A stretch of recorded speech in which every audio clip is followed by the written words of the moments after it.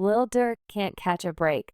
Not only is he facing 2 murder-for-hire charges for the deaths of Quan Rondo's cousin El Poob and his brother's killer Stephon Mack, there's now rumor that he may have been involved in Lil Jeff's death. And while it may seem crazy, it has everything to do with Lil Jeff's beef with one of Duro's artists YFG Fatso. Another thing that's been going viral, you dissed Bloodhound Lil Jeff in the song. The details of Duro's involvement are crazy, and you'll be surprised by what we have uncovered. Lil Durk involved in Lil Jeff's death. Dying while sliding on your ops is a crazy way to go, and Bloodhound Lil Jeff's tragic death while trying to kill his ops was caught on camera for the world to see while everyone saw the Chicago rapper's last moments. Some details surrounding his death have remained a mystery for close to a year until now, details that may change the year-long narrative behind Lil Jeff's death. It's wild, and it revolves around the OTF head honcho Lil Durk to understand Duro's alleged involvement in Lil Jeff's death. We have to first talk about Lil Jeff's close affiliate Lil Shum and Durk's artist YFG Fatso, because just days before Lil Want to be technical? Shit, me and Jeff used to kick it. If you want to be technical, shit, me and Jeff used to. Despite their once close ties, the two rappers would end up on opposite sides of a deadly feud with YFG Fatso, even dissing Lil Jeff in a track. Another thing that's been going viral, you dissed Bloodhound Lil Jeff in the song. Where did all this situation come from? Where did all this first derive from? Why did the friendship turn sour? Well, it turns out the beef was caused by Lil Jeff's homie Lil Scoon and had everything to do with lyrics. Man, that shit came from the stupidest shit on earth, from like lyrics, bro. So it's not a real beef. It wasn't even like. It was lyric shit, bro. Like, I'm a real chill. For like me personally, he was mad over lyrics. According to Lil Durk's artist, YFG Fatso Lil Show accused him of stealing lyrics from his track Nightcrawler, which he used in his song Princeton Freestyle. So he was mad over lyrics about a song that I been had. You know Princeton Freestyle. Right. Yeah, fact. You know his night. But that's not how Fatso viewed the situation. According to the rapper, he had been recording music without dropping for over a year. So his Princeton Freestyle was recorded over a year before Lil Show dropped Nightcrawler. Ben made that song like a year before I dropped it. All the songs that's viral and all the songs I got on my YouTube, I just started dropping new songs. All the other shit old as hell. Like, I got hella songs. I got a big ass catalog for. So I'm telling niggas, like, gang, I been had this song before. But the story took a surprising twist when Duro's artist declared that Lil Scum was in fact the one stealing his lyrics. I know you took my lyrics, folks. Yo, homie was just on the phone with me and told me that you be in the crib listening to my music. He like, yeah, we fuck with you. To many, stolen lyrics was way too petty, a reason to start a deadly beef over. And Lil Sco and Lil Jeff were needlessly trying to stir the pot for some clout. One comment read, in my opinion, Sco and Bloodhound was just looking for reasons to start beefing with dudes so they can get their name out there, while another one said this some 90s __.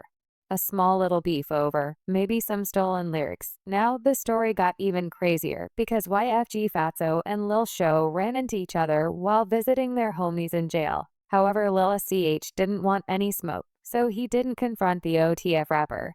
The nigga who mad about lyrics, that shit ain't nothing for real. I got real life situations going on, so I ain't finna really argue with you niggas about no lyrics. That's why I never had really paid attention. But the niggas was chasing it, like. Stay seeing the get on live and shit. Like, you know, you go to TikTok shit, see it. They on live. But even after this incident, Lil Show and Lil Jeff still went on the internet and dissed Fatso to his credit. The OTF rapper tried to reach out to Sco and Lil Jeff to squash the beef before it got out of hand. Sadly, they wanted all the smoke, including going on IG Live to premiere diss tracks aimed at Fatso. I go to jail, I see the Who? Which one? Scoon. I didn't consider him an op at first in jail. I don't know who the fuck he is. Before that, I didn't consider. Although YFG Fatso hit back through his music, the disrespect towards him would soon come to an end. because in April 20,124, Lil Durk took to his Instagram, where he made a post that would significantly impact YFGFO's beef with Lil Jeff, and Lil Show Durkio announced that YFG Fatso was among the 3 new SES to his record label. Only the family OTF with this achievement came privileges. Anyone who was beefing with Fatso was now beefing with OTF. Anyone who disrespected Fatso was now disrespecting OTF as a whole. And if there's one thing OTF couldn't take lying down, it was disrespect. So in late May 2024, when Lil Jeff played Lil Scum's unreleased disc, their ops, they had their target in sight. Jeff was the first to move, jumping out of the car and letting off shots. His victim scrambled, ducking behind a car, before making a desperate run up a porch and into the safety of a house. But Jeff wasn't letting up. He charged forward, still firing, chasing his target inside. But what Jeff didn't know was that he was running straight into his own death from inside the house. Someone returned fire, hitting Jeff before he even made it up the steps. His body was sent flying back onto the ground at the foot of the porch, and as Lil Jeff lay on the pavement, the shooters finished the job. Reports say they emptied an entire magazine into him from above, making sure there was no coming back. Q50, and the other shooter, there was no saving him. And just like that, the crew abandoned him, hopping back in the car and speeding off, leaving Jeff behind in a pool of blood. By the time authorities arrived, the scene was littered with evidence: 58 shell casings scattered across the pavement.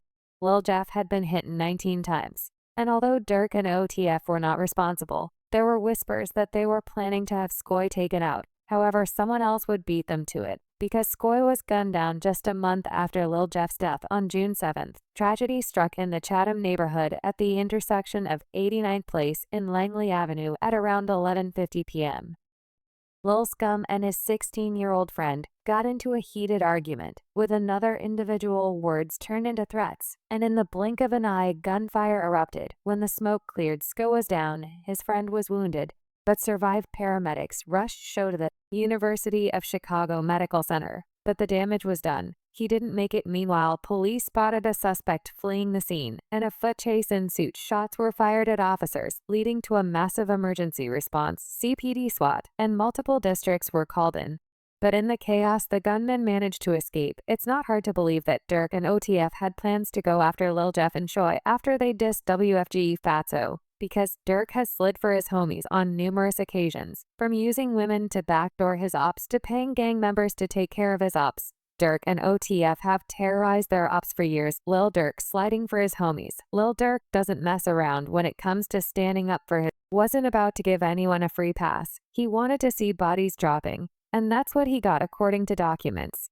Durk started plotting for Q's death immediately after Val was killed. Rumors began to circulate that Durk had placed a bounty on Q's head. Durk told OTF members that he would pay a bounty to anyone who would take part in killing Quando Rondo. Durk's cousin DeAndre Wilson also promised OTF members that anyone who took part in killing Quando would be rewarded with lucrative music opportunities with OTF, which was also a music label. On August 18, 2022, federal court records show that Durkio learned that Quando Rondo was staying at a hotel in Los Angeles. He didn't waste Keith Jones, David Lindsay, and Asa Houston to travel from Chicago to get the job done. When they got to La Cama, they were met by Kyan Grant, who had everything ready for the hit, from ski masks to guns, and even cars. OTF was determined to avenge Vaughn's death. After tracking down Q's SUV, the group followed the rapper to a gas station where they ambushed him and started letting off shots. Miraculously, Quando Rondo survived. However, his cousin Lil Pop wasn't lucky, and he tragically lost his life in the ambush. But this wasn't the only time Dario was sliding for his homies, because even dissing his dead brothers was reason enough for him to slide, something FBG Duck found out too late after he was vehicle pulled up in front of a store with armed men jumping out and opening fire as Duck desperately tried to escape. But it was in vain. After hitting their target multiple times, the gunman rushed back into the black vehicle, while a gray Chrysler, also involved in the hit, sped off, leaving Duck for dead. CCTV footage also reveals that cops trailed the Grady Chrysler to Oblock. Although no arrests were made that day, cops made a breakthrough in the case when gang members revealed on camera the reason they gunned down the Chicago rapper. He had dissed one of their dead homies, T.R. Roy, in his track Dead B, just 1 month before he was killed. Like everything like that, I don't know. On game. All I know, don't say about Troy or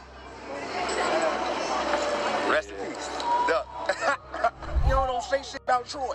That's it. At first, everyone, including the feds, believed that it was King Val who had put a bounty on Duck's head for dissing his dead best friend.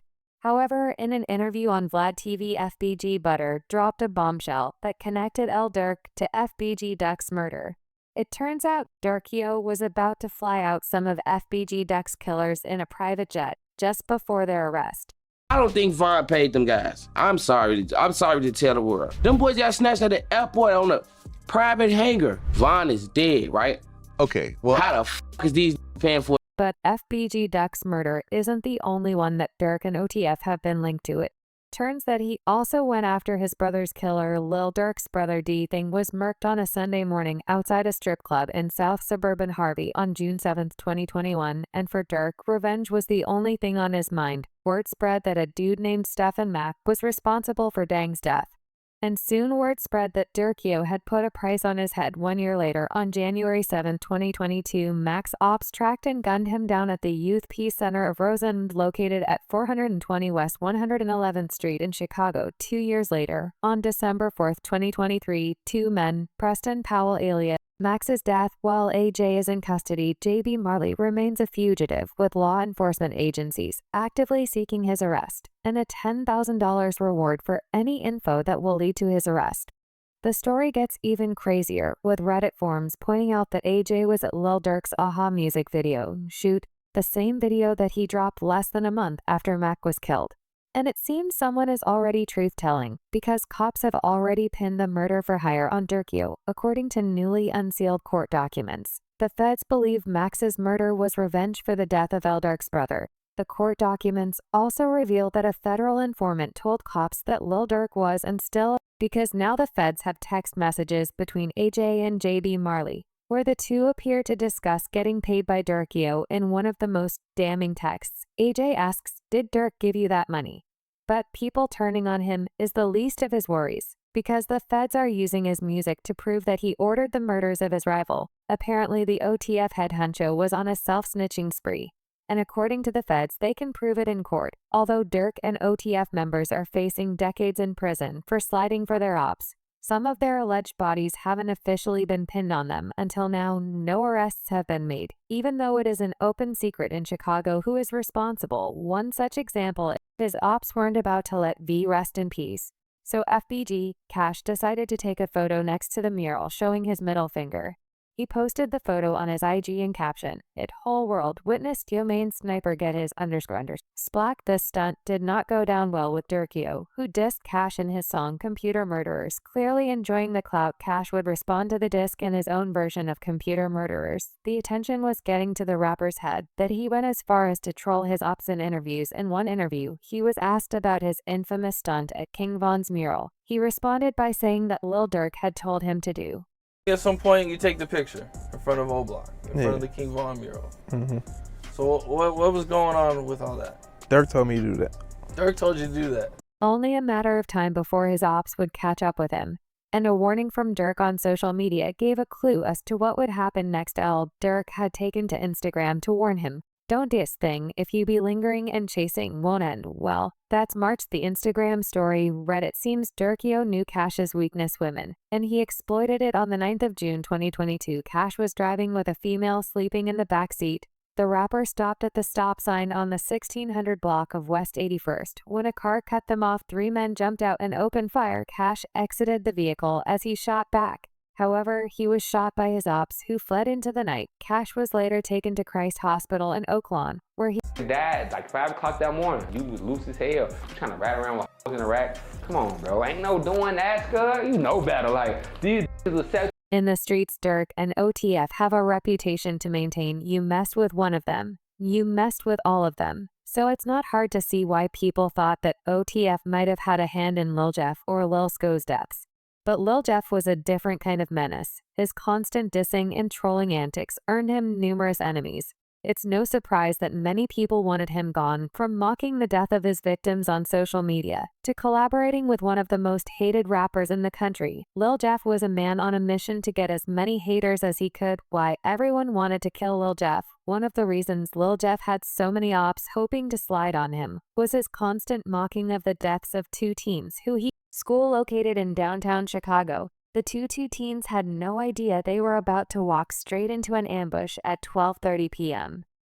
As students exited the school for their routine lunch break, chaos broke out. Two cars suddenly pulled up near the Washington train station. Suddenly, masked gunmen jumped out and opened fire, targeting Monty and Lil Rob. When the shooting finally stopped, Monty and Lil Rob lay motionless on the pavement, bleeding out in front of their classmates above the street. A witness standing on the train platform captured the aftermath on camera. The final moments of two young lives slipping away. Emergency responders rushed to the scene, but it was too late. Both Monty and Lil Rob were later pronounced dead at Northwestern Memorial Hospital. Lil Jeff went all out mocking his dead ops, throwing subtle hints on social media, claiming the two bodies. It's no surprise that his ops wanted him dead. But despite his antics, he was also increasingly getting hate for his association with the self-proclaimed most disrespectful rapper, YBC Dull. I'm tapping in with the most disrespectful rapper, person, human being on the planet, YBC Dude, aka Mr. Sadly, just like Lil Jeff, YBC Dude would lose his life in a tragic shooting on August 23, 2024. And just like Lil Jeff, his death was caught on camera for the whole world to see that day around 3:30 p.m. YBC Dude was driving a white Hyundai rental car. He had just picked up a friend from the 5500 block of North 6th Street. He stopped at a red light as he approached the 5500 block of North Bear Hill Street. Suddenly, another car pulled up beside YBC Bell's vehicle, and the rapper's ops started letting off shots, hitting the rapper multiple times. The rapper's friend sprang into action and took the wheel, driving YBC Dude to the Einstein Medical Center, where he would sadly lose his life. Just like his fellow drill rapper Lil Jeff, YBC Dull's disrespectful antics had seen him lose his life, and for Jeff, his untimely death during a drill had potentially saved many more lives. But if he had survived that day, there was wide speculation that he would have been on Lil Durk and Ott's radar. If you enjoyed that video, click on the boxes playing on your screen to watch similar content.